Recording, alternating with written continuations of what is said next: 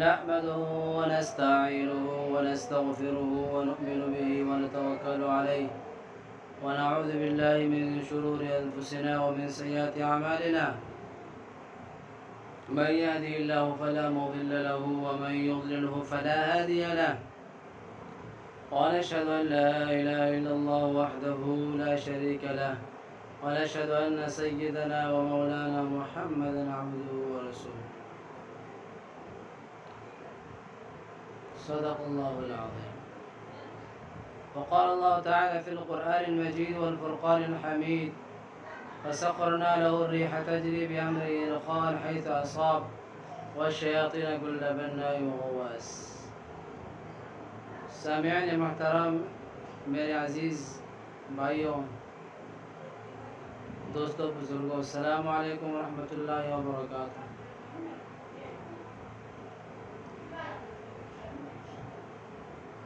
سامعین محترم، جیسا کہ آپ حضرات کو معلوم ہے کہ میں نے کچھ ویڈیوز اس سے پہلے بھی کر چکا ہوں۔ آج میں آپ حضرات کے سامنے قرآن کی اس آیت پر روشنی ڈالتا ہوں کہ اللہ تبارک و تعالیٰ اس میں کیا فرما رہے ہیں۔ تو میں نے آپ حضرات کے سامنے ایک آیت تلاوت کی: فَسَخَّرْنَا لَهُ الرِّيحَ تَجْرِي بِأَمْرِهِ رُخَاءً حَيْثُ أَصَابَ۔ سامعین محترم، اس میں اللہ تبارک و تعالیٰ فرماتے ہیں کہ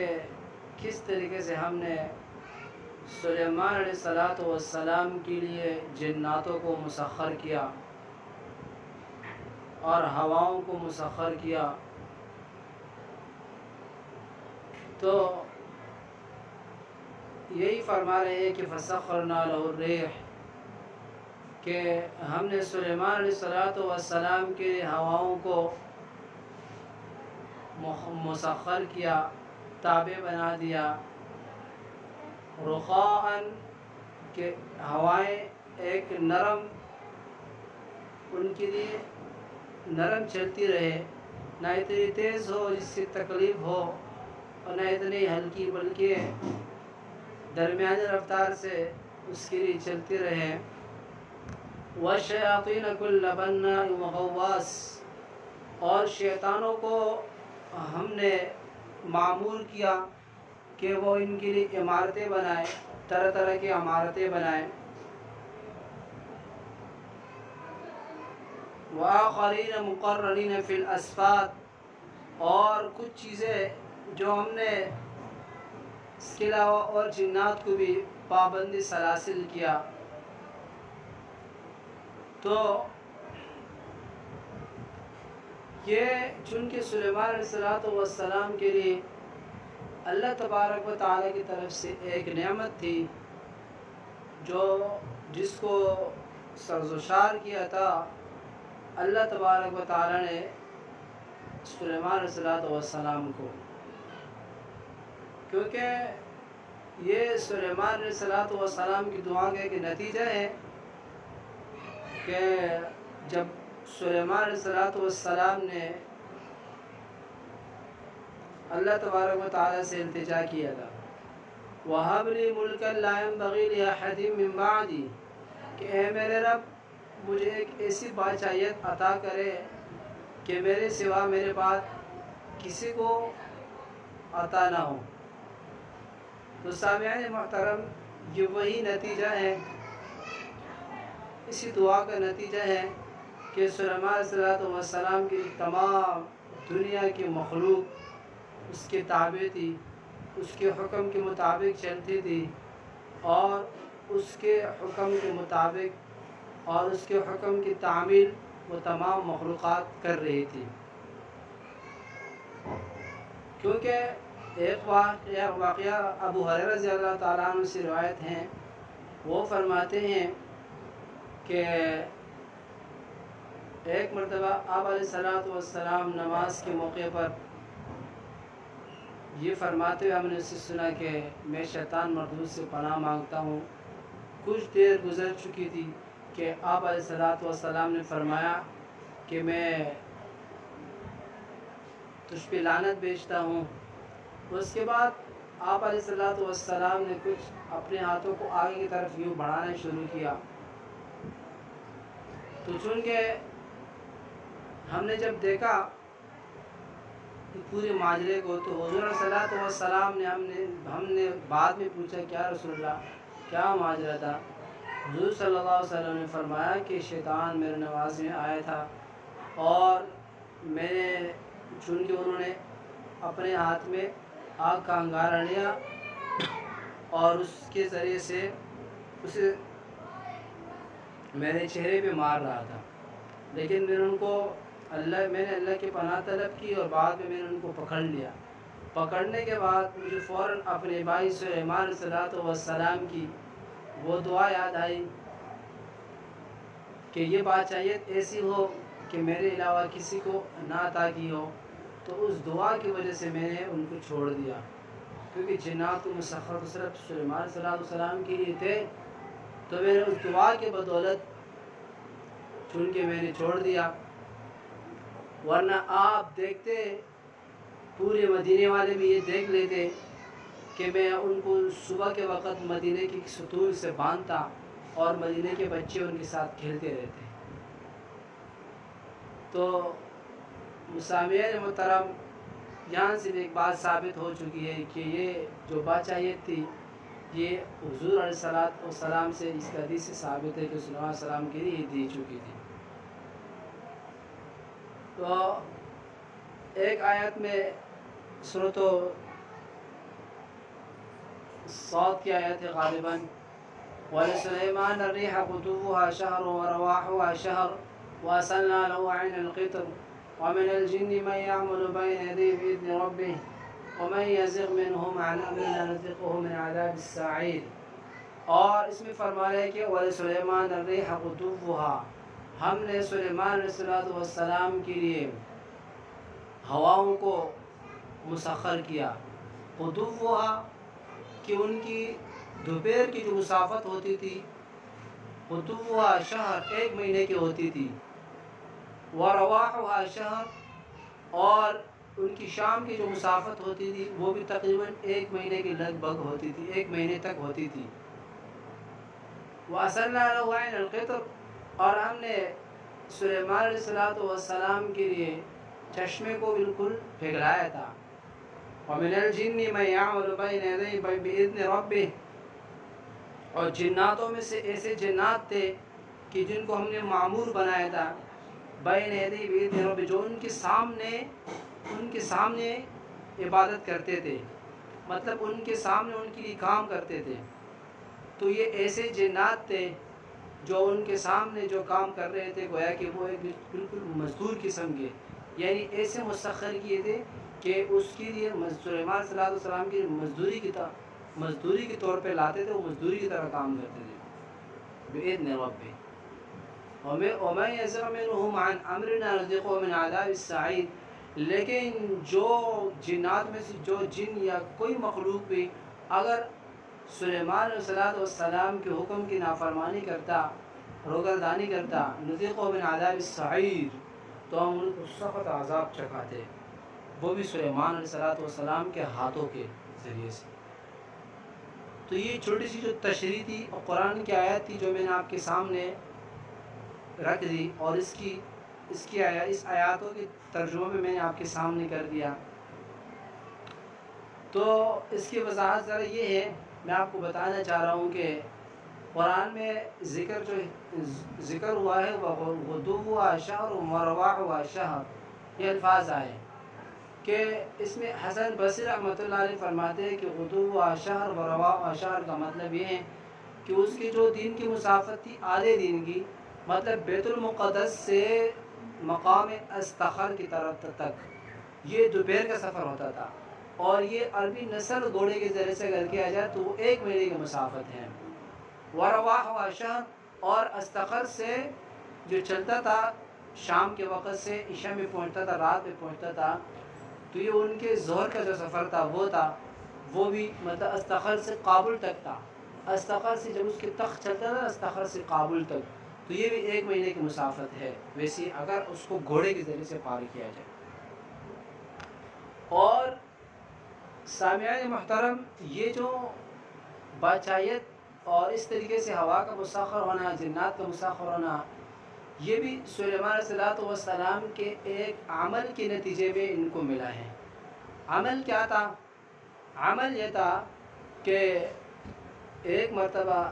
نماز ظہر کے وقت سلیمان علیہ السلام اپنے گھوڑے کی دیکھ بھال کر رہے تھے اور ان کا ذرا بہت زیادہ خیال کیا تو عصر کی نماز نکل گئی، گھوڑے کے زیادہ دیکھ بھال کی وجہ سے اور اس میں زیادہ مصروفیت کی وجہ سے۔ تو چونکہ سلیمان علیہ السلام اللہ کے نبی بہت پریشان ہو گئے اور غمگین ہوئے، اس بات پہ نادم ہوئے کہ اللہ کا حکم مجھ سے رہ گیا ان گھوڑوں کے ذریعے سے، تو انہوں نے ایک اہم ارادہ کر دیا، قصد کیا کہ ان کو میں ضرور بھی ضرور سب کو ذبح کر دوں گا۔ تو سلیمان علیہ السلام نے تمام گھوڑوں کو سامعین محترم ذبح کر دیا، قربان کر دیا، اور گھوڑوں کے اوپر قربانی اس وقت جائز تھی تو اس وجہ سے کر لیا۔ دوسرا اعتراض یہ لازم نہیں آتا کہ یہ تو بیت المال کا مال تھا، تو کیسے اس طریقے سے سلیمان علیہ السلام نے ان کو قربان کر دیا، کیونکہ بیت المال کا مال وہ نہیں تھا بلکہ وہ ذاتی مال تھا اللہ کے نبی کا، تو اس وجہ سے ان کو قربان کر دیا۔ تو سامعین محترم، اللہ تبارک و تعالیٰ کو سلیمان علیہ السلام کے عمل بہت پسند آیا، ایسا پسند آیا کہ اللہ نے ان کے بدلے میں ان کو ایک معجزہ دیا۔ وہ کیا معجزہ تھا کہ وہ جو ہوا کو حکم دیتے تو تخت اوپر سے نیچے کی طرف آتا اور اللہ کے نبی کو بٹھا کے ان کو لے کے جاتا تھا، مطلب اتنا بڑا معجزہ دیا۔ یہ معجزہ چونکہ اب اصل مسئلہ یہ ہے کہ تسخیر کا جو ہوا کا مسخر ہونا ہے، اصل مسئلہ یہاں بھی ہم آ جاتی اس کے کہ ہوا کا مسخر ہونا، ہوا اور جنات وغیرہ کا تسخیر کا جو عمل ہے یہ اس کا کیا حکم ہے۔ تو سامعین محترم، انبیاء کی تسخیر گویا کہ ایک معجزہ ہے کہ جتنے انبیاء ہیں، انبیاء تو نہیں لیکن انبیاء کے سلیمان علیہ السلام کے لیے، صرف سلیمان علیہ السلام کی تسخیر جو ہے یہ ایک معجزہ ہے، معجزہ سمجھو، باذن اللہ اللہ کے حکم کے مطابق ہیں۔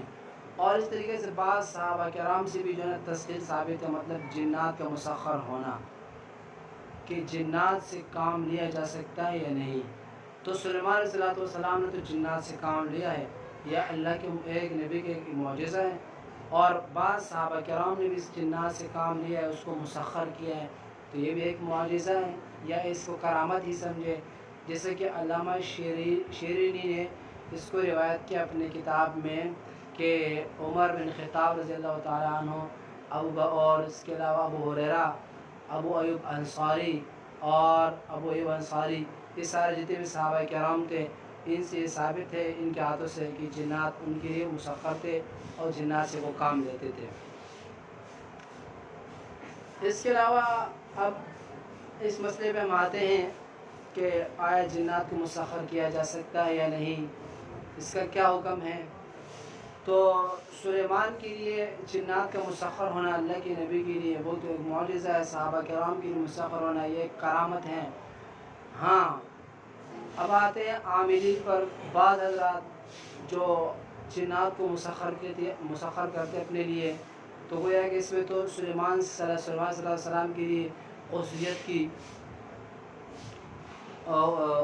تخصیص لازم نہیں آتی، بلکہ عموماً عام ہو جاتی ہے بات۔ حالانکہ اس طرح کوئی بات نہیں، بلکہ تخصیص کی پھر بھی ہے کہ سلیمان کی جو جنات مسخر تھے وہ پورے گروہ کی شکل میں تھے، پورے مطلب ہے کہ بادشاہیت کی شکل میں تھی، اور اگر عامل کوئی جنات کو مسخر کرتا ہے تو وہ 1 2 3 اس طریقے سے کچھ جنات مسخر ہوتے ہیں، سارے مسخر نہیں کر سکتے، ایک بات۔ دوسری بات کہ اس کو مسخر کرنے کا کوئی طریقہ، تو سلیمان علیہ السلام کے جو مسخر تھے وہ تو ایک معجزہ اللہ کے حکم کے مطابق تھے۔ صحابہ کرام جو میں نے چند نام آپ کے سامنے شیئر کر دیے تو وہ بھی گویا کہ کیا تھے، اس میں بھی ان کے لیے بھی جو میں نے وہ بھی کرامت تھا، اللہ کی طرف سے کرامت تھا، اور باذن اللہ اللہ کے حکم کے مطابق ہے۔ اب آیا بعض عاملین حضرات جو مسخر کرتے ہیں، تو اگر ان مسخر کر سکتے کرتے بھی ہیں، لیکن بعض عاملین اس کو اس طریقے سے مسخر کرتے ہیں کہ مطلب خون کے ذریعے سے نعوذ باللہ معاذ اللہ قرآن وغیرہ لکھا جائے، اس طریقے سے کوئی ایسے شرکی الفاظ استعمال کرے اس کے ذریعے جنات کو مسخر کرتے لے کے آ جاتے ہیں۔ ایک یہ طریقہ تو یہ شریعت نے بالکل جو بالکل حرام ہے، ناجائز ہے، ایک طریقہ یہ ہے۔ اور دوسرے طریقہ یہ ہے کہ بعض صحابہ سے یہ ثابت ہے کہ انہوں نے جنات کو مسخر کیا باقاعدہ اسماء الحسنہ کے ذریعے سے، اسماء الہیہ کے ذریعے سے۔ تو یہ گویا کہ اس کو اگر آپ مسخر کرنا چاہیں تو کر سکتے ہیں، لیکن دفع مضرت ہو، جلب منفعت کے لیے نہیں۔ دفع مضرت کا مطلب کہ اگر آپ نے اس کو مسخر کیا اس کے ذریعے سے کسی غریب، یا مطلب یہ ہے کہ ایسے انسانوں کے ضرر، انسانوں کے لیے، انسانوں کے بھلائی کے لیے اور ان سے ضرر دور کرنے کے لیے ان کو استعمال کیا جائے، ان کا علاج کیا جائے، تو یہ تو درست ہیں۔ لیکن اگر آپ کا اس میں کوئی جلب منفعت کا کوئی ارادہ ہو اور اس کے علاوہ آپ کا اس سے کوئی مطلب یہ ہے کہ جذبات شوق اور اس طریقے سے منفعت کا ارادہ ہو، تو یہ ناجائز ہے، یہ درست نہیں ہے، کیونکہ اس وجہ سے کہ جنات کو غلام بنانا ہوتا ہے، اور جب جنات غلام بنتے ہیں تو ان کے ذریعے سے آپ اس طریقے سے کام نہیں لے سکتے جن میں آپ کو اتنے بڑے بڑے فائدے دیں۔ ہاں اگر آپ کسی کے لیے اس طریقے سے کام کریں اور صرف دفع ضرر ہی ہو، اور مطلب ہے کہ خلوصت للہیت کے لیے کام کرے کہ اس کے ذریعے سے میں اس انسان سے کوئی تکلیف کو ہٹا دوں، تو بالکل یہ فبیہا جائز ہے، کوئی اس میں شرعاً قباحت نہیں۔ تو یہ ثابت ہو گیا آج کے اس بیان میں کہ جنات کو مسخر کیا جا سکتا ہے باقاعدہ، اور اس کو اسماء الحسنہ کے ذریعے سے مسخر کیا جاتا ہے، کیونکہ ایک کتاب ہے احکام المرجان فی احکام الجان، جس کو قاضی بدر الدین چشتی نے لکھا ہے۔ وہ ہے کہ بہت بڑے عالم تھے، 8ویں صدی کے عالم ہیں، انہوں نے لکھا، انہوں نے پوری تفصیل جنات کی ذکر کی۔ سامعین محترم، اس میں یہ بات بھی ذکر کی گئی ہے جو میں نے آواز آپ کے سامنے شیئر کر دیا۔ السلام علیکم۔